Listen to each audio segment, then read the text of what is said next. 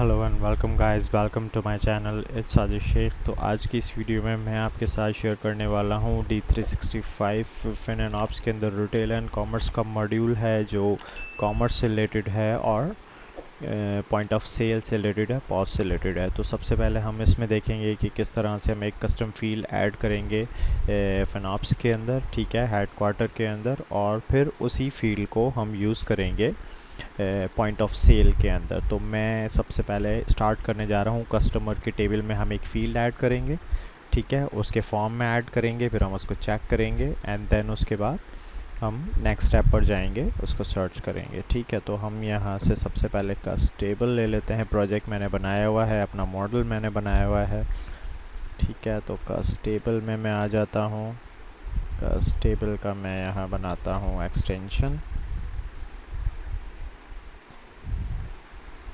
ठीक हो गया। ओके, ये प्रोजेक्ट फॉर्म, ये टेबल आ गया मेरे पास। अब मैं आ जाता हूँ फॉर्म के ऊपर। So here is the form.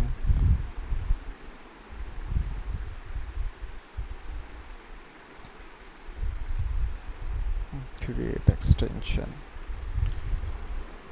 ठीक है। दोनों चीज़ें यहाँ पर मेरे पास आ गई। तो सबसे पहले मैं टेबल में जाता हूँ और इसके अंदर एक फील्ड ऐड कर लेता हूँ, ठीक है। यहाँ पर हम आते हैं,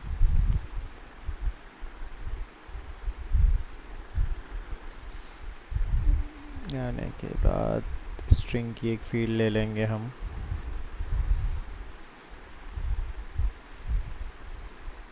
इसकी प्रॉपर्टीज़ में आते हैं, आने के बाद इसका नाम रखते हैं हम रेफरेंस नंबर ext, ठीक है। और इसको हम स्ट्रिंग साइज़ दे देते हैं 255। लेबल में हम दे देते हैं रेफ नंबर एक्सटेंडेड, ठीक हो गया। ये हमारा यहाँ पर हमने एक फील्ड ऐड कर दी है, ठीक है। अब हम आ जाते हैं इसके फॉर्म के ऊपर।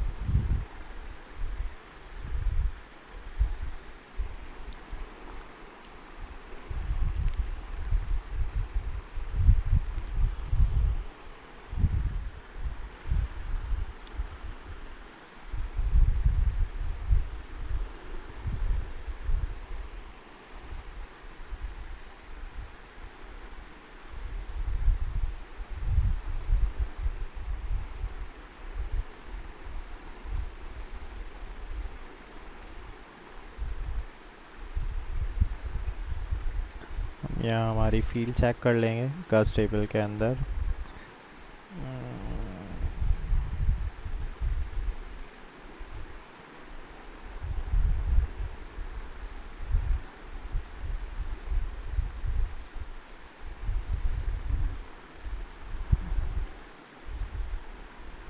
रेफ नंबर ext, ठीक है। अब यहाँ मैं इसको ऐड करवा लेता हूँ। डिटेल्स, टैब जर्नल, आइडेंटिफिकेशन में मैं इसको ऐड करवा लेता हूँ, ठीक है। रेफ नंबर एक्सटेंडेड। सो यहाँ पर ये हमारी एक फील्ड आ गई है, ठीक है। तो ये कर लेने के बाद हम यहाँ पर पहले हम इसको चेक कर लेते हैं, पर इसके साथ साथ दो चीज़ें हमें मज़ीद करनी है।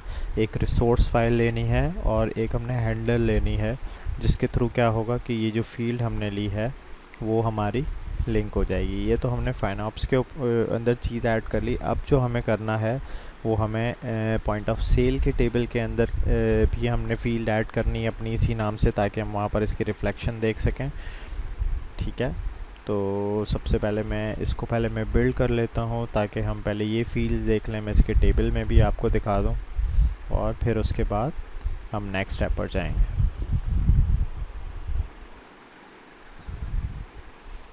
तक ये बिल्ड हो रहा है, हम यहाँ पर आते हैं। यहाँ पर हम सेलेक्ट डायरेक्ट फ्रॉम कस्ट टेबल, ठीक है। ये होता है हमारा DBO से।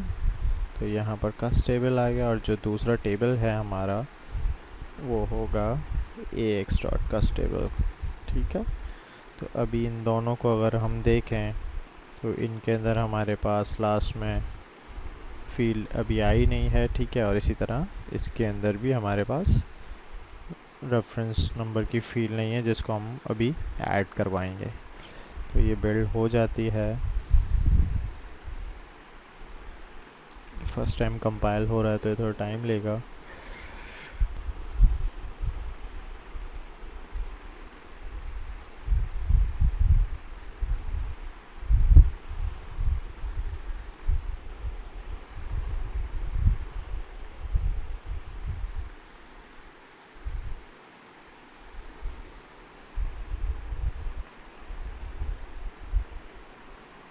ओके, सो यहाँ हमारी सिंक्रोनाइजेशन कंप्लीट हो गई है, ठीक है। मैं यहाँ से फॉर्म बंद कर देता हूँ। ये हमारी फील्ड आ रही है रेफ नंबर EXT। हम पहले जाकर इसको यहाँ पर रिफ़्रेश कर देते हैं।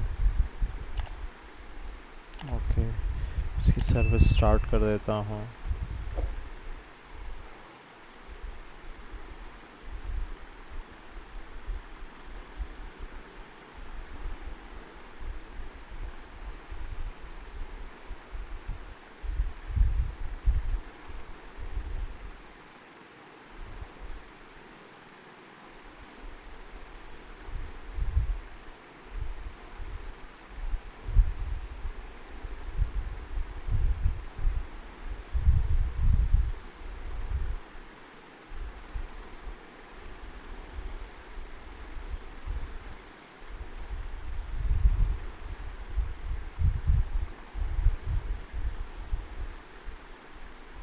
ये रिफ़्रेश हो रहा है, तब तक हम SQL पर जाकर अपनी एक फील्ड देख लेते हैं। यहाँ पर आ गई है, ठीक है। तो यहाँ पर रेफ नंबर EXT हमारी फील्ड आ गई। अब यही इसी तरह से फील्ड हमें AX.cust टेबल के अंदर भी ऐड करवानी होगी, ठीक है। तो मैं यहाँ पर ऑल्टर टेबल कर देता हूँ और टेबल कर लेता हूँ, ठीक है। और मैं ऐड करवा देता हूँ सेम उसी साइज से रिलेटेड मेरी फील्ड जो हमने यहाँ पे बनाई है, सेम एज। तो हम इसको देख लेंगे, nvarchar 510, ठीक है। तो मैं यहाँ पर कहता हूँ रेफ नंबर EXT nvarchar 510, ठीक है। और मैं इसको एक्सिक्यूट कर देता हूँ, साथ साथ मैं इसको एज एम्प्टी अपडेट भी करवा देता हूँ ताकि वो नल ना आए उसके अंदर, ठीक है। सेट कर दो इस फील्ड को,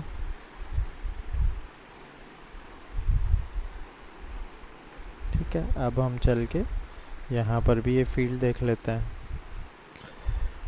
अब ये आ गई है पर इसके अंदर भी कोई डेटा नहीं है हमारे पास। अब ये रिफ़्रेश हो जाता है तो मैं आपको यहाँ से दिखा देता हूँ।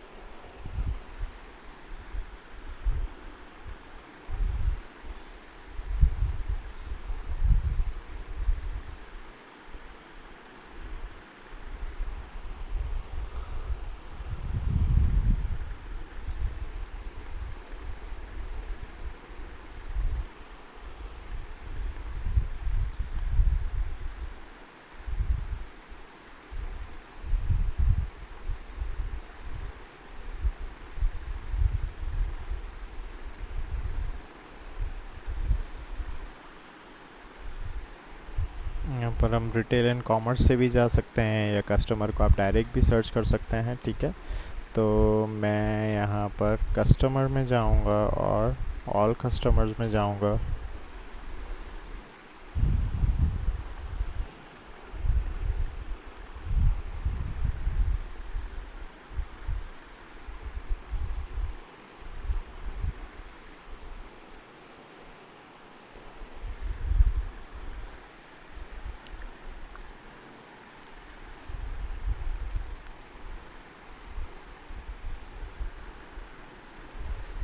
ठीक है, यहाँ पर मल्टीपल कस्टमर्स आ रहे हैं। मैं इसको ले लेता हूँ फॉर सपोज मारा जेंट्री,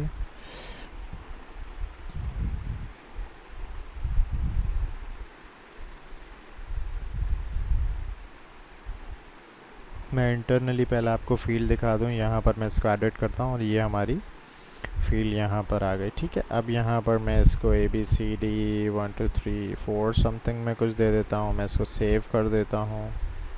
ठीक है,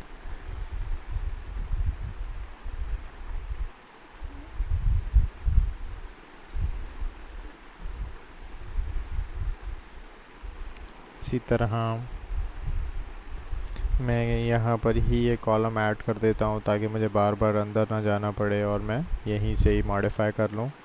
तो मैं इंसर्ट कॉलम करवा देता हूँ।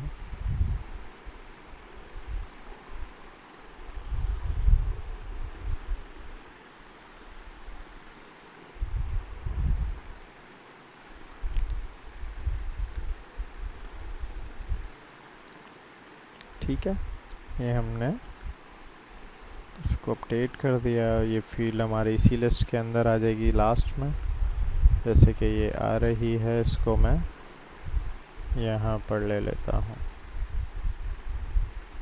ठीक है, ये फील्ड मेरी यहाँ पर आ गया। अब मैं फॉर सपोज इसके अंदर कुछ चेंज कर देता हूँ और मैं इसमें भी कुछ चेंज कर देता हूँ।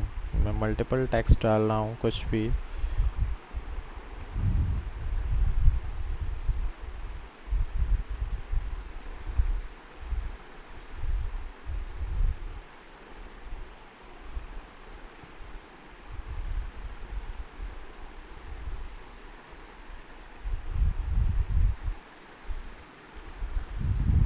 ठीक है, तो मैं अब यहाँ से बाहर आता हूँ तो ये मेरा ओवरऑल डेटा ये मेरा सेव हो गया। ये कंडीशन आ गई है हमारी यहाँ तक की। ठीक है, अब हम जाते हैं हमारे नेक्स्ट स्टेप पर कि हमारी यहाँ पर तो फील्ड्स आ गए। यही डेटा हमने सिंक करवाना है इस टेबल के अंदर, कस्ट टेबल के अंदर जो भी हमारे कस्टमर वगैरह हैं। तो मैं अपनी फील्ड पहले यहाँ पर ले लूँ कि रेफ नंबर EXT, कॉमा। ठीक है, भी यहाँ पर कुछ नहीं है, पर अगर मैं यही चीज़ यहाँ पर देखूँगा तो मुझे थिंक मिल जाएंगी। पर मुझे मिलेगी वेयर डेटा एरिया IDs,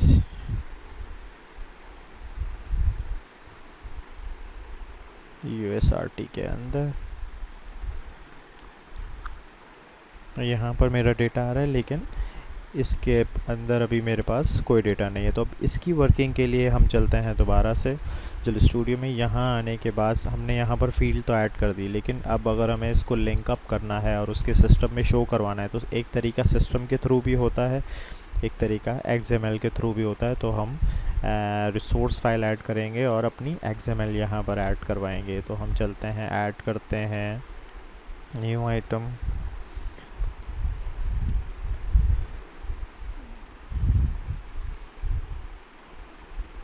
मैं यहाँ पर सेलेक्ट कर लेता हूँ रिसोर्स फाइल।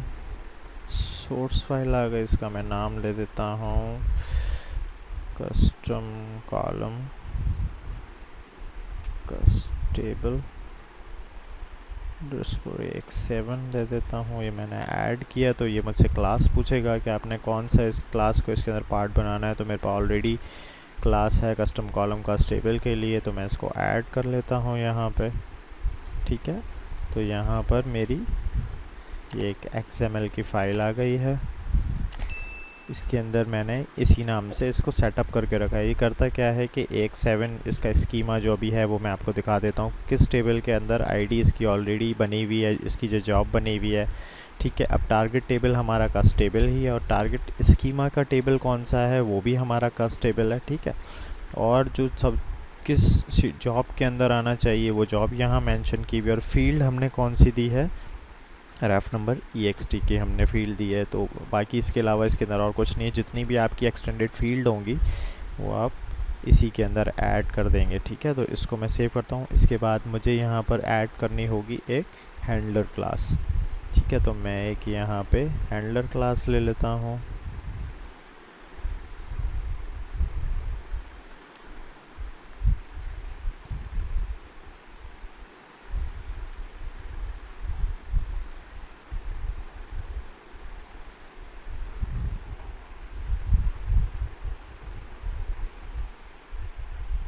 ये मैंने ऐड करवा दिया।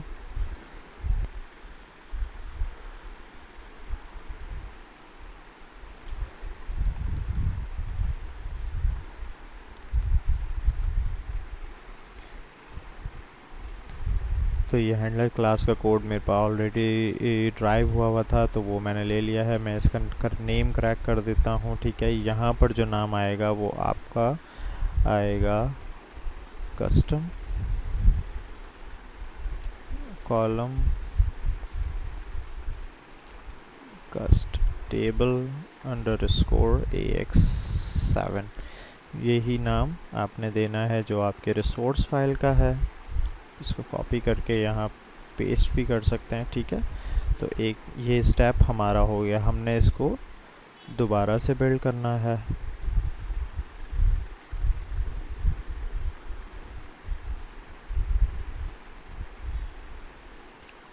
इसकी बिल्ड से ये होगा कि वो इसके कॉलम्स की मैपिंग उसके अगेंस्ट में पुट कर देगा। ये बिल्ड हो जाती है तो हम चल के दोबारा रिफ़्रेश करेंगे, और रिफ़्रेश कर लेने के बाद हम जॉब रन करेंगे इसकी इनिशियलाइज़र की, कॉमर्स शेड्यूलर की, जिसके थ्रू वो अपडेट कर देगा और हमें फर्स्ट टाइम में फुल सिंक चलाना पड़ेगा।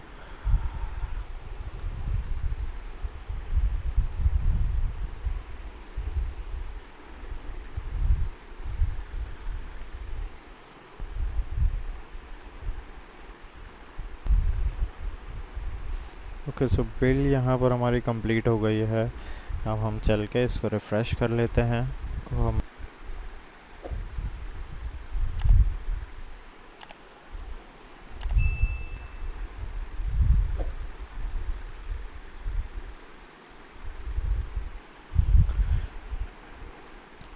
ओके, सो हम स्क्रीन पर आ गए हैं रिफ़्रेश होने के बाद। अब हम जाकर सबसे पहले रिटेल एंड कॉमर्स में जाएंगे। क्या, रिटेल एंड कॉमर्स में आने के बाद चैनल सेटअप में जाएंगे, सॉरी हेडक्वार्टर सेटअप में।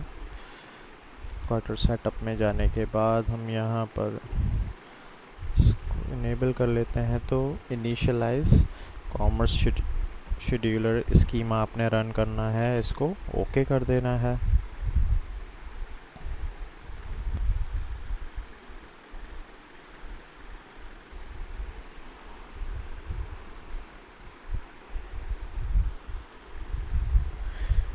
जॉब हमारी रन हो गई है, ठीक है। हम दोबारा से आते हैं और इसके अंदर जाकर चैनल डेटाबेस ग्रुप के अंदर यहाँ पर आकर AX7 वही स्कीमा है जिसको हम यूज़ कर रहे थे हमारी XML की फ़ाइल के अंदर, ठीक है। यहाँ पर आने के बाद ये आपके सारे चैनल के टेबल्स वगैरह आ जाते हैं और ये सारी चीज़ें यहाँ पर आती हैं। तो यहाँ पर आप अपना टेबल्स देख सकते हैं, AX डॉट कस्ट टेबल,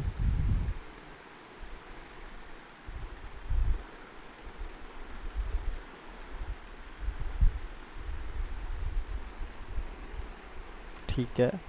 यहाँ पर आपको आपकी फ़ील्ड हाईलाइट हो जाएगी, ठीक है। रेफ नंबर EXT की फ़ील्ड हमारे पास यहाँ पर अब इसके अंदर शो हो गई है, ठीक है। अब क्या करना है, अब हमने जाकर इसकी फुल सिंक चलाना है ताकि हम इसको यूज़ कर सकें। अब हम दोबारा इसमें आ जाते हैं, इसमें टेबल्स आ रहे हैं। एक मिनट, हम यहाँ से जाते हैं और चैनल डेटाबेस,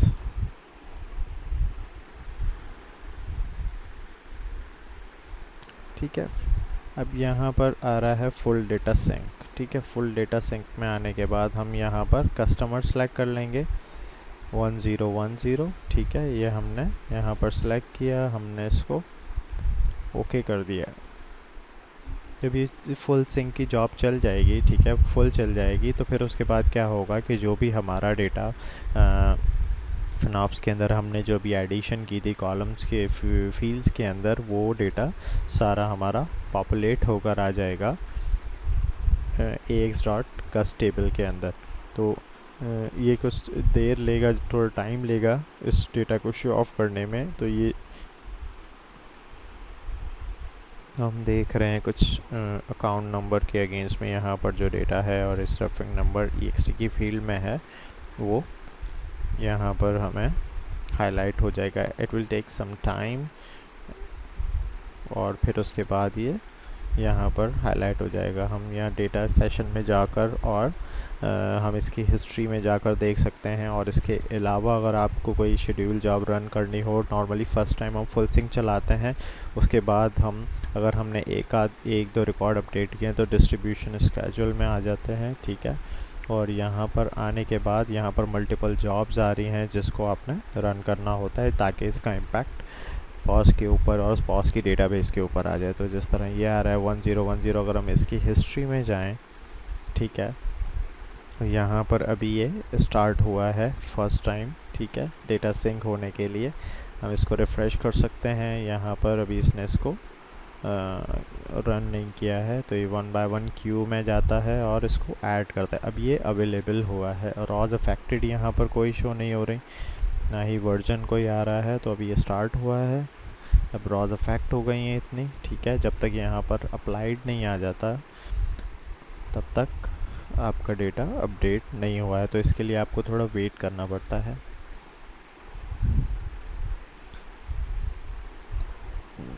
जब तक ये डेटा यहाँ पर आता है तब तक हम चल के रेडी करते हैं हमारा रन टाइम कॉमर्स का प्रोजेक्ट। उसके लिए आपको मैं डिटेल आपके साथ शेयर कर दूंगा कि उसके लिए हमें क्या क्या चीज़ें ज़रूरी होती हैं, ठीक है। तो यहाँ पर मैं उसका लिंक शेयर कर दूंगा जहाँ से आप ये प्रोजेक्ट डाउनलोड कर सकते हैं, ठीक है। यहाँ से मैं इसको कॉपी कर लेता हूँ और आपने इसे ले जा के रखना है के ड्राइव में। के ड्राइव में ले जाकर आप यहाँ पर इसको पेस्ट कर देंगे और इसको अनजिप कर देंगे।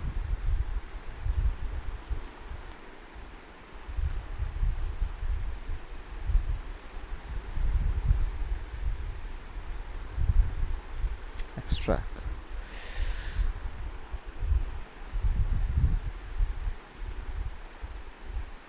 ठीक है। ये इसका यहाँ प्रोजेक्ट आ गया, मैं इसको यहाँ से हटा देता हूँ ताकि कंफ्यूजन ना हो। ओके, ये एक और फोल्डर है इसके अंदर। तो हम एक काम करते हैं कि इसे हम बाहर ले लेते हैं डायरेक्ट, ताकि हम डायरेक्ट एक्सेस कर सकें, और इसको हटा देते हैं। इसको हम रीनेम कर लेते हैं, ठीक है। इसका नाम यही रखा है। रिफ़्रेश किया मैंने, ये यहाँ पर आ गया। इस प्रोजेक्ट को मैं खोल लेता हूँ। हमारे पास सोर्स में जाएंगे हम इनिट सैम्पल के अंदर और हम यहाँ पर से इस प्रोजेक्ट को रन कर लेंगे। लेकिन I have to run with open with 2029 19।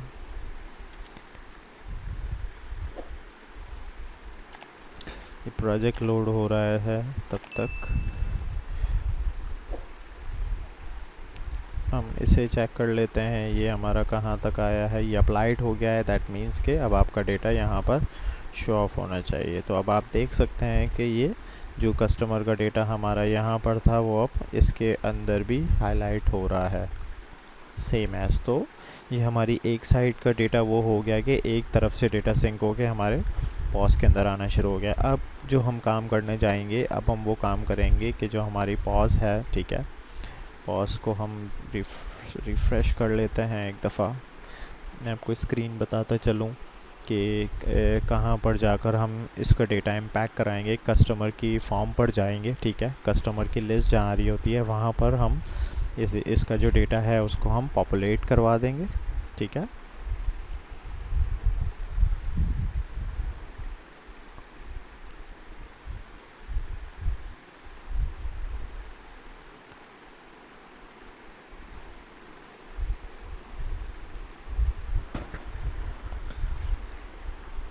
इस प्रोजेक्ट को करने से पहले इसके कुछ प्री रिक्विजिट्स होते हैं जो मैं आपको यहाँ दिखा सकता हूँ डाउनलोड्स में, कि हमें समथिंग करने होते हैं। ASP.NET कोर रन टाइम करना होता है, .NET रन टाइम करना होता है, .NET रन टाइम 6.0 है, .NET SDK 2.1.513 है, .NET SDK 3.14 है और SDK सेटअप है आपके विंडोज़ का।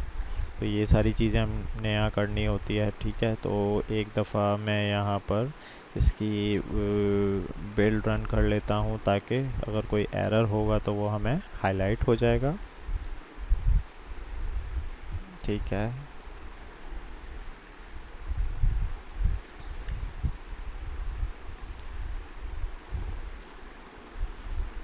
ये बिल्ड हो रहा है।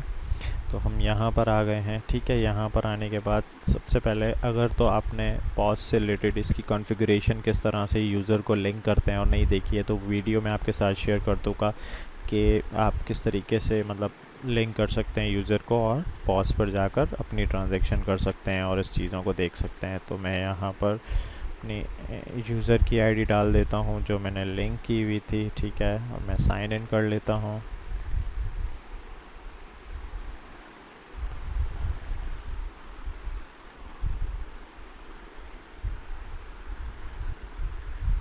ठीक है, तो ये मेरी मेन स्क्रीन लोड हो गई है। अब अगर मैं यहाँ पर सर्च करना चाहूँ कस्टमर से रिलेटेड, तो मैं यहाँ पर कस्टमर में आ जाऊँगा।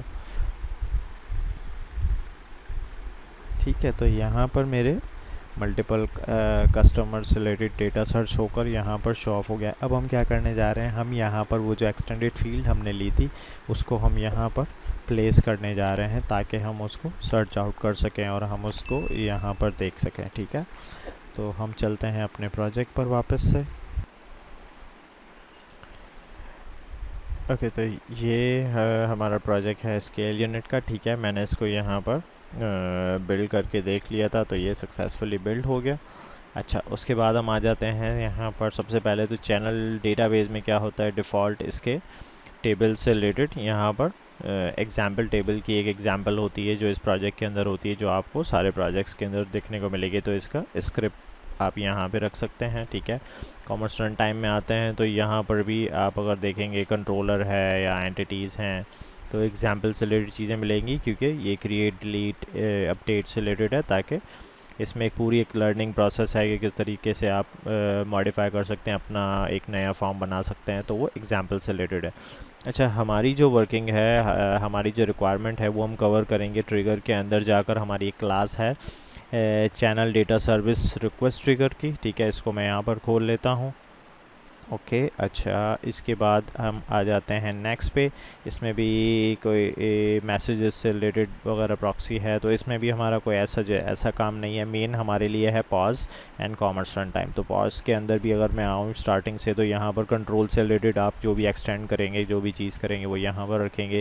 डेटा सर्विसेज यहाँ पर आ जाती हैं, डिपेंडेंसीज़ हैं, रिसोर्सेज हैं, व्यू एक्सटेंशन एंड व्यूज़ वो हैं जो आप नए क्रिएट कर रहे हैं, और एक्सटेंशन वो हैं जो आप किसी फॉर्म की एक्सटेंशन बनाना चाह रहे हैं। जो मेरा जो फॉर्म है जो कस्टमर वाला है उसको मैंने एक्सटेंड किया है। ठीक है, और वो यहाँ पर मैंने उसको एक्सटेंड कर दिया। मैं इस पूरे का आपको ओवरव्यू देता हूँ। 3 बेसिक चीज़ें हैं, मतलब मेन चीज़ें हैं जो इसकी में हमें ज़रूरत है। एक तो है हमारे कॉमर्स रन टाइम के अंदर इस क्लास की channel data service request trigger की। ठीक है, और उसके बाद आ जाती है हमारी टीएस क्लास। ठीक है, टाइप स्क्रिप्ट की क्लास है जो हम व्यू एक्सटेंशन सर्च और उसके फोल्डर के अंदर हमने रखी है, ये वाली। तीसरी चीज़ आ जाती है मैनिफेस्ट।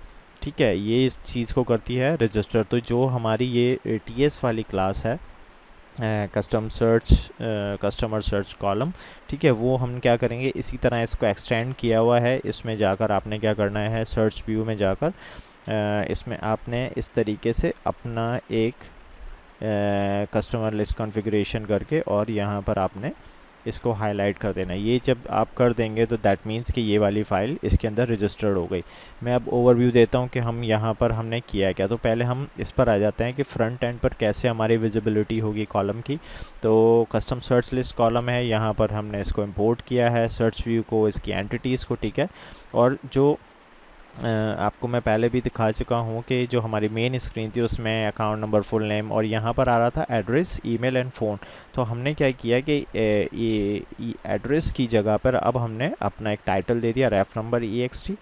ठीक है, हम चाहें तो ये जो स्ट्रिंग है इसको रिसोर्सेज में भी रजिस्टर करके उस स्ट्रिंग को हम यहाँ यूज़ कर सकते हैं। तो ये डायरेक्ट क्या करेगा, रिसोर्स से, पर मैंने जस्ट फॉर यू दिखाने के लिए टाइटल को हमने यहाँ पर दे दिया और फील्ड हमने मैप करा ली। ये फील्ड कैसे फिल हो रही है इसके बारे में मैं आपको डिटेल्स बता देता हूँ कि हम क्या करें कि रॉ में जो भी एक्सटेंशन प्रॉपर्टीज़ आ रही हैं, ठीक है, उससे उसकी की को फाइंड करता है, कॉलम के नेम को, और उसके अंदर जो वैल्यू होगी वो इसमें फिल अप कर देगा वो। ठीक है, तो मैं आ जाता हूँ कि ये फिलअप कहाँ से करेगा डेटा, तो हम वो जाकर देखते हैं चैनल डेटा सर्विस रिक्वेस्ट पे। जैसे ही वो इस ट्रिगर पर आएगा, ठीक है, वो इसको लोड कैसे करेगा। तो डिफ़ॉल्ट जब आप इस क्लास में जाएंगे तो आपको सिर्फ एक यही चीज़ मिल रही होगी, get channel configuration data request. लेकिन आपने जो अपनी हमने एडिशनल वर्किंग करनी है, उसके लिए हम ऐड करेंगे type of search customer data request. जो भी कस्टमर की डेटा रिक्वेस्ट आ रही है उसके थ्रू हमने क्या अपनी एक्टिविटी परफॉर्म करनी है उससे रिलेटेड।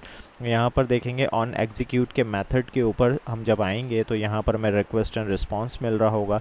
तो केस ऑलरेडी यहाँ पर आप देख सकेंगे कि ऑलरेडी लगा हुआ होगा जो गेट चैनल रिक्वेस्ट का है, लेकिन हमने यहाँ पर अपना एक केस ऐड किया है सर्च कस्टमर डेटा रिक्वेस्ट का। इसका हमने एक एलियस नेम दे दिया, यहाँ पर इसको हमने यूज़ कर लिया, इनिशियलाइज़ करा लिया। और अब क्या होगा कि जो भी इसका रिस्पॉन्स आएगा, ठीक है, दैट मीन्स कि ग्लोबल कस्टमर जो भी हम सर्च करेंगे उसकी बेसिस पे वो जो सर्च करके लेकर आ रहा है उसके अंदर अब हमने अपनी फील्ड एक्सटेंडेड फील्ड के अंदर डेटा डालना है। किसका डालना है? रेफ नंबर EXT का, जो फील्ड हमने यहाँ पर ली हुई है कस्ट टेबल के अंदर, रेफ नंबर EXT वाली, ठीक है। तो ये वाला डेटा हमने स्क्रीन पर शो ऑफ करना है। मैं दोबारा आ जाता हूँ हमारे कोड पर, ठीक है, ये चीज़ आ जाती है। और इसके बाद जब हम लूप उस पर चलाएंगे तो 1 बाय 1 हमें आइटम नंबर मिलेगा, अकाउंट नंबर मिलेगा आइटम के अंदर। हमने उसका एक पैरामीटर में सेट करवा दिया, ठीक है। यहाँ पर आकर हमने उसको सेलेक्ट स्टैटिक फ्रॉम, जिस तरह हमारी क्यूरी रन होती है वो हमने क्यूरी रन करा दी और इक्वल करा दिया अकाउंट नंबर की बेसिस पे सर्चिंग।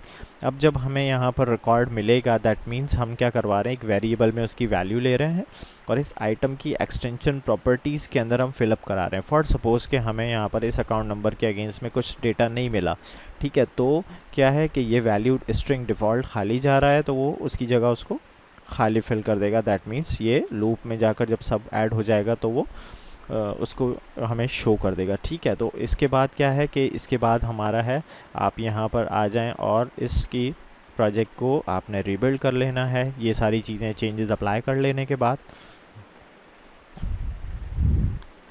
जब ये रीबिल्ड हो जाएगा, ठीक है, फिर उसके बाद मैं आपको बताता हूँ कि ये चीज़ें, इसकी DLLs, इसका फ़ोल्डर आपने कहाँ कहाँ प्लेस करना है।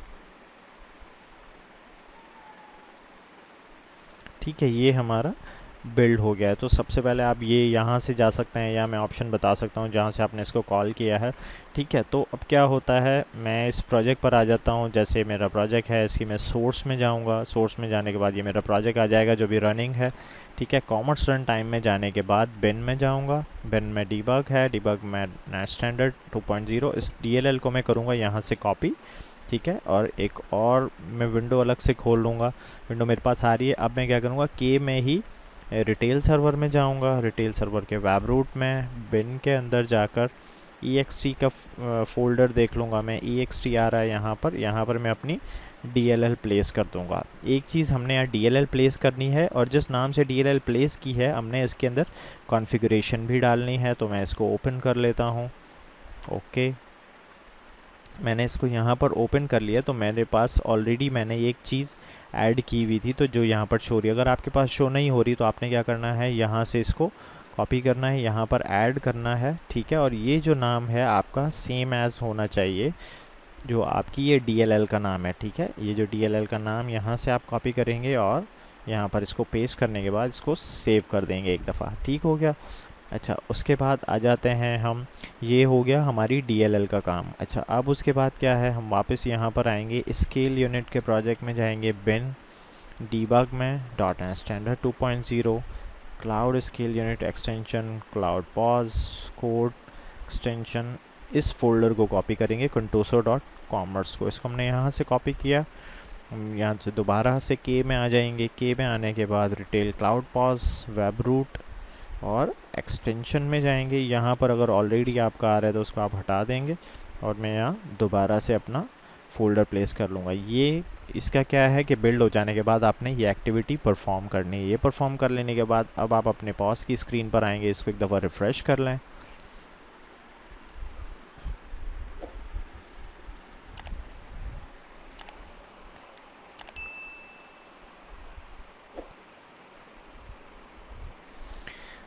ठीक है, जब हमारा रिफ़्रेश होकर आ जाएगा तो अब हम एक दफ़ा चेक कर लेंगे कि क्या हमारा पैकेज अपलोड हुआ है या नहीं, एक्सटेंशन हमारा आया है या नहीं। तो यहाँ से मेन्यू में जाएंगे, यहाँ से सेटिंग्स में चले जाएंगे। सेटिंग्स में जाने के बाद यहाँ पर आप एक्सटेंशन देख सकते हैं और इसकी डिटेल्स देख सकते हैं। तो ये सक्सेस आ रहा है, जो जो चीज़ें आपके प्रोजेक्ट में होंगी आपके एक्सटेंशन में वो यहाँ पर आ जाएंगी।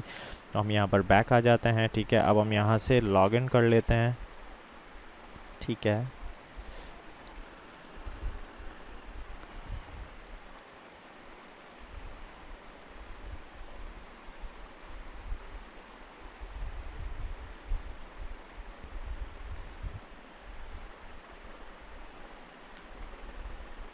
ठीक है, तो ये हमारा मेन स्क्रीन आ गई। ठीक है, हम करंट से भी जा सकते हैं या मैं डायरेक्ट आकर यहाँ पर मैं कुछ सर्च कर लेता हूँ।